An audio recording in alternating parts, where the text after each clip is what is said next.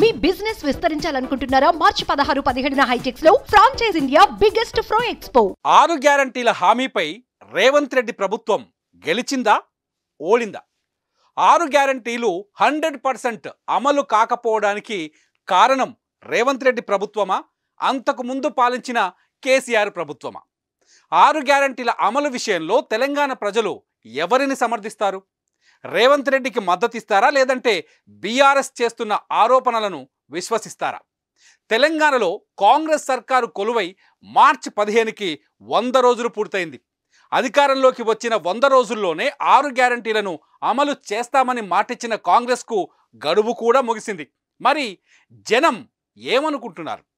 రేవంత్ మాట తప్పారు అంటున్నారా, లేదంటే ఆలస్యమైన మాట నిలబెట్టుకుంటారు అని భావిస్తున్నారా? ఇప్పుడుది ఆసక్తికరంగా మారింది.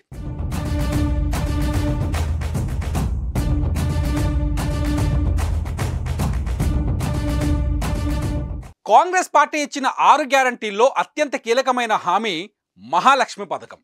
మహాలక్ష్మి పథకం కింద కాంగ్రెస్ పార్టీ 3 కీలకమైన హామీలు ఇచ్చింది. అందులో ప్రతి మహిళకు నెలకు 2,500 రూపాయల ఆర్థిక సాయం, 500 రూపాయలకే గ్యాస్ సిలిండర్, ఆర్టీసీ బస్సుల్లో మహిళలకు రాష్ట్రమంతా ఉచిత ప్రయాణం. కానీ ఈ 3 హామీల్లో ఇప్పటి వరకు అమలయ్యింది కేవలం 2.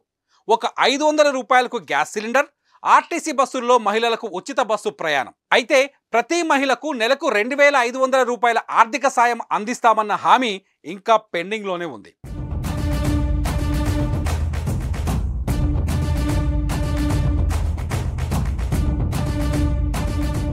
రేవంత్ సర్కారు ఇచ్చిన 6 గ్యారంటీల్లో 2వ పథకం రైతు భరోసా.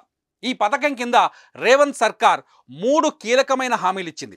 ప్రతి ఏడాది రైతులు, కౌలు రైతులకు ఎకరానికి 15,000 రూపాయల పెట్టుబడి సాయం అందిస్తామని చెప్పారు. ప్రతి ఏడాది వ్యవసాయ కూలీలకు 12,000 రూపాయల ఆర్థిక సాయం అందిస్తామని చెప్పారు. వరి పంటకు ఇప్పుడు అందుతున్న మద్దతు ధరకు అదనంగా మరో 500 రూపాయలు ఇస్తామని చెప్పారు.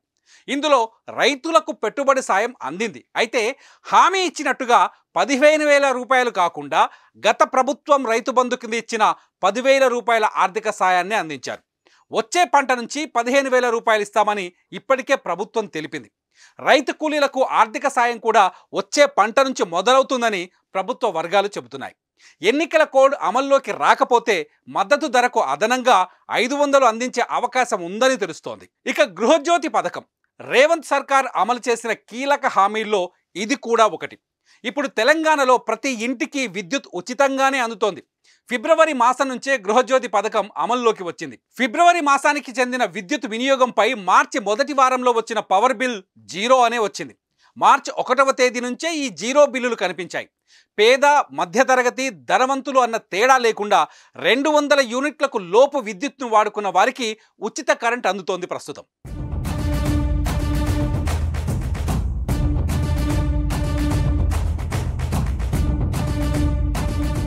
కాంగ్రెస్ ప్రభుత్వం ప్రకటించిన 6 గ్యారంటీల్లో మరో కీలకమైన నిర్ణయం ఇందిరమ్మ ఇళ్ళు. సొంతిల్లు లేని పేదలకు ఇంటి స్థలం ఇవ్వటంతో పాటు ఇంటి నిర్మాణానికి 5 లక్షల రూపాయల ఆర్థిక సాయం అందించడం. మార్చి 11వ తేదీన ఈ పథకం అమల్లోకి వచ్చింది. ప్రజాపాలనలో దరఖాస్తు చేసుకున్న వారిలో లబ్ధిదారులను ఎంపిక చేసి ఈ పథకాన్ని అమలు చేయబోతున్నారు.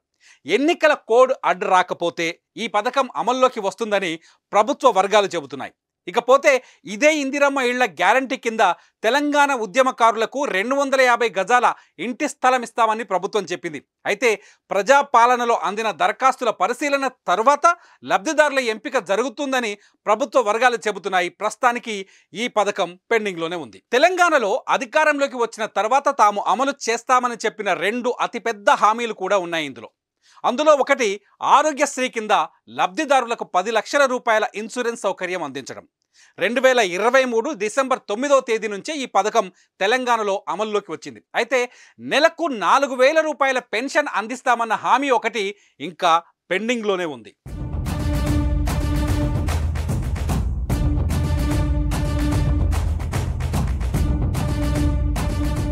యువ వికాసం యువతకు కాంగ్రెస్ ఇచ్చిన కీలకమైన హామీల్లో ఇది కూడా ఒకటి. విద్యా భరోసా కింద ప్రతి విద్యార్థికి 5 లక్షల రూపాయల పరిమితితో వడ్డీ రహిత ఆర్థిక సాయం అందిస్తామని కాంగ్రెస్ పార్టీ హామీ ఇచ్చింది. కాలేజీ ఫీజులు, కోచింగ్ ఫీజులు, విదేశీ చదువుల ఫీజులు వంటి వాటికి ఈ డబ్బును వాడుకోవచ్చు. కానీ ఈ హామీ ఇంకా అమలులోకి రాలేదు. ఇకపోతే ప్రతి మండలంలో తెలంగాణ ఇంటర్నేషనల్ స్కూల్ ఏర్పాటు చేస్తామని చెప్పింది. ఈ హామీ కూడా అమలు కాలేదు. అయితే ఈ 2 హామీల అమలుకు 100 రోజుల సమయం సరిపోదని విశ్లేషకులు చెబుతున్నారు. దీనికి మరింత సమయం పట్టడం ఖాయమని తెలుస్తోంది. 6 గ్యారంటీల కింద కాంగ్రెస్ పార్టీ మొత్తం 13 హామీలు ఇస్తే అందులో 5 కీలకమైన హామీలను అమల్లోకి తీసుకొచ్చింది. మరో 8 హామీలను అమలు చేయాల్సి ఉంది. ఈ 6 గ్యారంటీలను అధికారంలోకి వచ్చిన 100 రోజుల్లోనే అమలు చేస్తామని చెప్పింది. కానీ అధికారంలోకి వచ్చిన తర్వాత కానీ తమకు రాష్ట్ర ఖజానా ఖాళీగా ఉందని తెలియలేదని, ఖచ్చితంగా ఇచ్చిన మాట నిలబెట్టుకుంటామని చెబుతోంది కాంగ్రెస్ పార్టీ. ఒక్కటి మాత్రం నిజం, 100 రోజుల మాటను అమలు చేయడంలో కాంగ్రెస్ వెనకబడిపోయింది. ఇటు పార్లమెంట్ ఎన్నికల నేపథ్యంలో ఈ 100 రోజుల శపథం ప్రతిపక్షాలకు అస్త్రంగా మారటం ఖాయమని తెలుస్తోంది.